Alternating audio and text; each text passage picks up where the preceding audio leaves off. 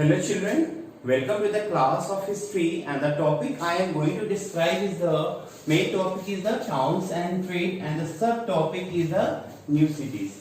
तो चलिए आज हम प्रकाश डालते हैं उन नगर के बारे में जिनका ग्रोथ 6ठी शताब्दी ईसा पूर्व हुआ था और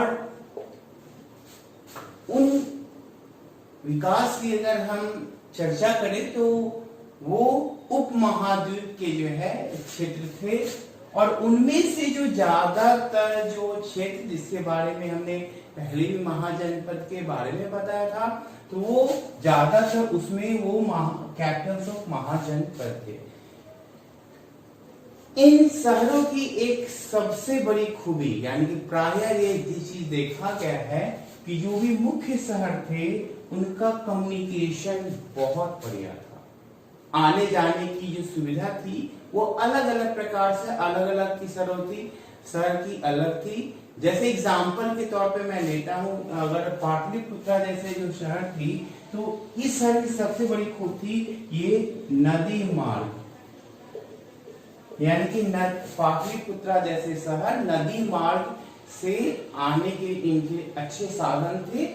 और ठीक अलग दूसरे प्रकार उज्जैनी शहर की अगर देखा जाए तो इनका क्या था, लैंड, यानी कि भूमार्ग जो है इनके संसाधन से ये जुड़े हुए थे। इस शहर से आने के लिए इन उज्जैनी जैसे शहरों में आने के लिए जो है लैंड रूट का इस्तेमाल किया जाता था। तो ये सब आपने देखा कि कितना बढ़िया इनका कम्युनिकेशन। और एक चीज है, कोई भी शहर की जो अच्छे कम्युनिकेशन से ही होती है। पूहर जैसे शहर तो ये क्या था, कोस्टल एरिया, यानी कि यहीं से समुद्र मार्ग शुरू होता है और ये समुद्र के किनारे बसे हुए थे। तो ये एक चीज है। उसी प्रकार मथुरा जैसे जो शहर, मथुरा जैसे अनेक प्रकार के शहर थे जिनका कमर्शियल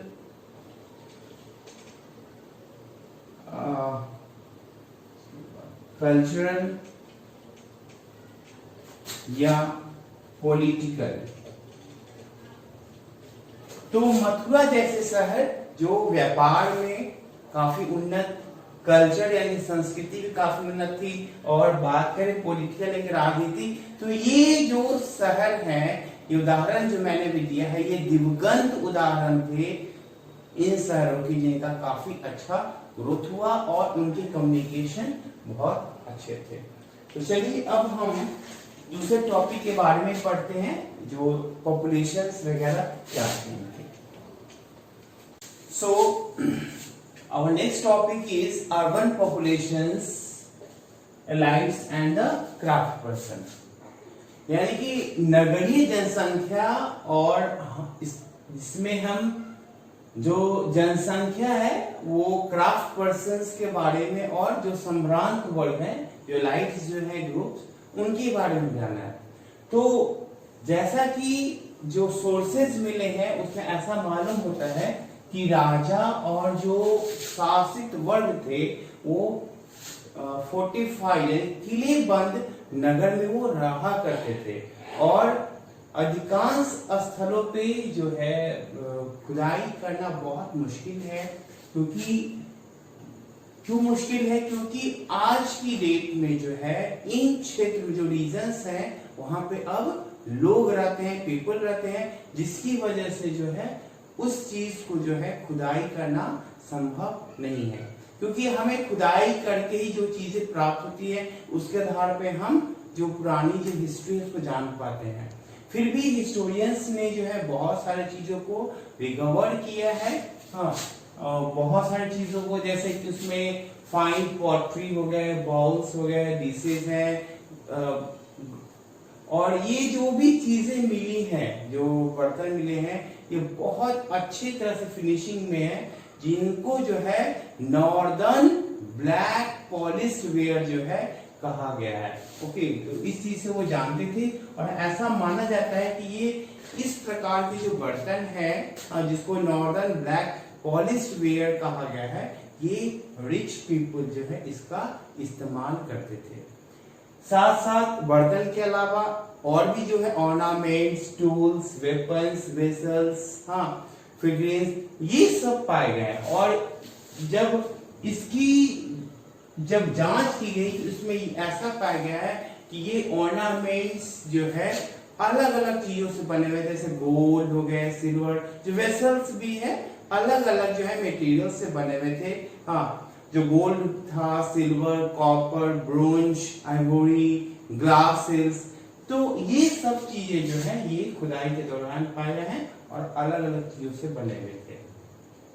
और हम बात करते हैं आगे, अगर हम सेकेंड सेंचुरी आते आते जब ऐसा देखा गया, जब समय बदला तो उस समय जब पाया गया कि छोटे जो है ना शॉर्ट वोटिव इंस्क्रिप्शंस मिले, यानी कि अभिलेख मिले हैं, जिस अभिलेख से जो है हमें बहुत सारी जानकारियां मिलती हैं। जैसे सबसे जो अभिलेख मिले हैं उससे क्या मिलती है, जो बहुत सारे लोगों ने उस पर अपना नाम लिख रखा है, जो किन्होंने किसको दिया, और कहीं कहीं पे तो उनके ऑक्यूपेशंस के बारे में भी जो चर्चा करते हैं, वो कहाँ रहते थे, और उस इंस्क्रिप्शंस की वजह से जो है वहां पे किस प्रकार के लोग ऑक्यूपेशंस करते थे, क्या क्या काम करते, जैसे कि washing fork, weavers, carpenters, potters, हाँ, गोल्ड स्मिथ, तो ये सारे प्रकार के जो लोग हैं, हाँ,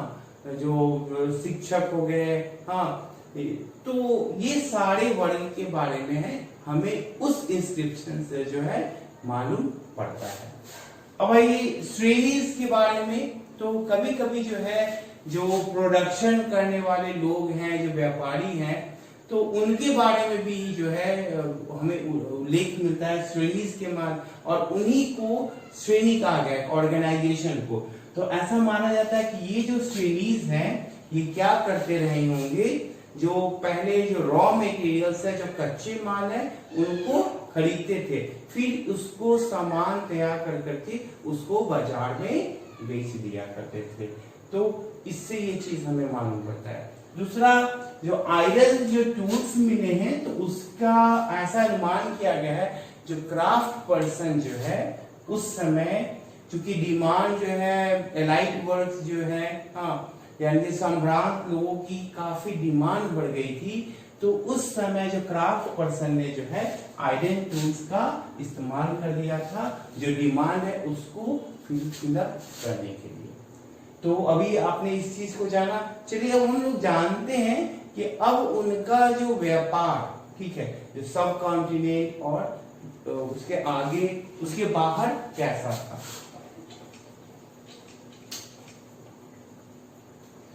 So our next topic is trade in the subcontinent and beyond, यानी कि व्यापार जो है उपमहाद्वीप और उससे बाहर।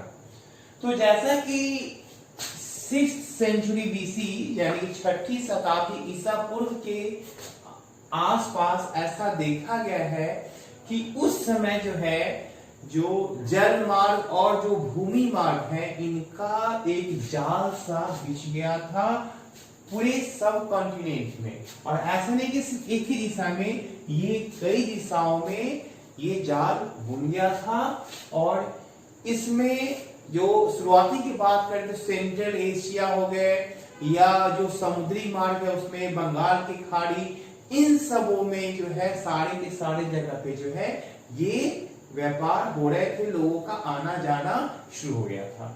तो शासक ने क्या किया कि शासक ने इन सारे मार्गों को जो है कंट्रोल करने के लिए जो है काफी सारी नीति तैयार की। They had started the rulers started to control these routes, और ये कंट्रोल ऐसे नहीं करते थे, उसके लिए जो है उनकी सिक्योरिटी के लिए वो एक प्राइस जो है, यानी कि उसके लिए जो व्यापारी वर्ग है उनसे वो पैसे भी लिया करते थे। तो ये सब चीजें था। तो जो रूट्स हैं, यानी कि जो भूमार्ग की मैंने बात की, जो लैंड रूट्स थे और रिवर रूट्स, तो इसमें कई प्रकार के जो लोग हैं वो यात्रा करते थे। जैसे पैदल के, यानी फुट पे ही लोग चला करते थे। इसके अलावा बहुत सारे लोग बुल्लक कार्ट्स का यूज करते थे, बहुत कुछ व्यापारी हॉर्स का यूज करते थे। तो घोड़ा गाड़ी, बैल गाड़ी, यानी अलग अलग प्रकार के पैदल तो विभिन्न प्रकार के जो है व्यापारी जो है ये यूज करते थे उस तरह से। साथ साथ ये हो गया लैंड रूट्स के लिए, लेकिन अगर हम बात करें सी फेयर्स यानी कि समुद्री यात्रा भी करते थे, और उस समय समुद्र मार्ग से यात्रा करना, हाँ that time it was very risky, लेकिन एक चीज था कि वो उस समुद्री यात्रा से जो व्यापारी यात्रा करते थे उनके लिए काफी प्रॉफिटेबल था, यानी कम समय लगते थे और वो दूसरे जगह पे जो है वो ज्यादा पहुंच पाते थे, सब कॉन्टिनेंट से बाहर भी जा पाते थे। अब हम व्यापार के बारे में बात करें तो मसातुअन जो कि तमिल में, और सेठीज और सतावाहा जो कि है प्रकृत में। तो ऐसा माना जाता है कि ये जो सेठीज हैं, हाँ, और मस्तावन जो तमिल में कहा जाता है कि ये व्यापारी वर्ग थे, और ये व्यापारी काफी अमीर व्यापारियों में ये जाने जाते हैं। It means these way very rich, और ये क्या करते थे, अपने साथ जो है जो सामान जो है ये गुड्स को कैरी करते थे एक स्थान से दूसरे स्थान पे ले जाने के लिए। अगर हम व्यापार की बात करें तो रोमन साम्राज्य में उस समय जो है ब्लैक पीपर यानी काली मिर्च के साथ साथ कपड़ों की काफी डिमांड थी, और ये सारे फुलफिल किए जाते थे अरेबियन सी से लेकर के मेडिटेरियन के भूमध्य जो सागरीय है वहां तक सब व्यापारियों के द्वारा ये सारी चीजें पहुंचाई जाती थी। ओके, तो यही था आपका पॉइंट। चलिए अब नेक्स्ट टॉपिक में चलते हैं। Now, our next topic is the coins and kings. So just we have read about the trade in the subcontinent and beyond the subcontinent. तो जैसा कि जो व्यापार होती थी उसमें जो है लोगों को कुछ संसाधन चाहिए था, और यही चीज जो है बाद में उभर के एक आया कॉइन्स के रूप में। यानी कि व्यापार के लिए कॉइन्स का इन्वेंशन हुआ, कॉइन्स जो है वो छापे जाने लगे, और उस समय जो है पंच मार्क्ड कॉइन्स मिले हैं, जो कि ये चीज हमें खुदाई के दरमियान मालूम पड़े हैं, जो कि सिल्वर और कॉपर के कॉइन्स थे। सब कॉन्टिनेंट में जो खुदाई भी है उससे वहां पे हमें जो है चांदी और तांबे के सिक्के मिले हैं, जिससे ये मालूम पड़ता है कि उस समय व्यापार के लिए जो है इसका उपयोग किया जाता था लेन देन के लिए। दूसरा एक चीज जो उस कॉइन के ऊपर जो सिंबल्स मिले हैं, जो चिन्ह मिले हैं, उसको जब आइडेंटिफाई करने की कोशिश की गई तो उसमें ये पाया गया कि ये जो कॉइन है ये मौर्य जो शासक हैं, जो राजा हैं, हाँ, उनके द्वारा ये बनवाया गया था। और ऐसा और भी माना जाता है कि साथ साथ जो है मर्चेंट, बैंकर्स, टाउन पीपुल्स है, उनके द्वारा भी कुछ सिक्के बनवाए गए थे। तो ये हो गया सिंबल वाले कॉइन की हमने बात की, लेकिन और भी कॉइन्स मिले हैं जिसके ऊपर नाम लिखा हुआ था, ठीक है, जो राजा का नाम। तो वो जो सेकेंड सेंचुरी में मिला है वो था इंडो ग्रीक्स के द्वारा, जो किंग है उनके द्वारा ये कॉइन बनवाया गया था। और पहला जो सोने की द फर्स्ट गोल्ड कॉइन जो बनवाया गया था, जो फर्स्ट सेंचुरी में कुषाण वंश के द्वारा, और ये कॉइन बहुत बनने के बाद जो है सोने का यह कॉइन जब बना तो उसका इस्तेमाल पूरे हर जगह पे होता था, और इससे इसके यूज से हर जगह जो खुदाई के दौरान जो मिले हैं, जिससे ये मालूम पड़ता है कि इस कॉइन्स का जो यूज है हर जगह बहुत ज्यादा इसका इस्तेमाल किया जाता था। दूसरा कॉपर कॉइन्स और भी जगह मिले हैं अलग अलग जगह पे। ये यूदेयाज जो कि तो कॉपर कॉइन्स के बारे में ऐसा माना जाता है कि जरूर इनका इस्तेमाल जो है कम चीज, छोटे मोटे चीजों के इस्तेमाल में से किया जाता था। और गुप्ता वंश के द्वारा भी ऐसा माना जाता है कि उन्होंने भी गोल्ड कॉइन जो है वो बनवाए थे। लेकिन जो पहले जो गोल्ड कॉइन जो मिले थे, जो जिसकी जांच की गई है, तो उसकी प्योरिटी बहुत अच्छी थी, शुद्धता बहुत अच्छी है, जबकि बाद में जो कॉइन बने थे जो यूज की करने के लिए उसकी प्योरिटी में बहुत डिफरेंसेस मिले हैं।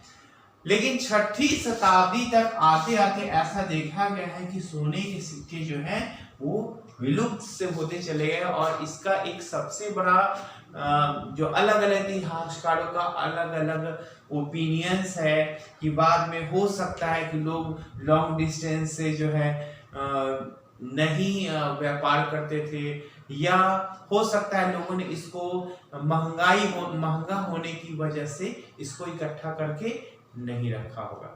तो इस तरह से आपने जाना कि कॉइन्स जो है राजा के द्वारा इश्यू किया गया था और उस समय जो है इसका व्यापार में इस्तेमाल और आदान प्रदान के लिए इसके किया करते थे।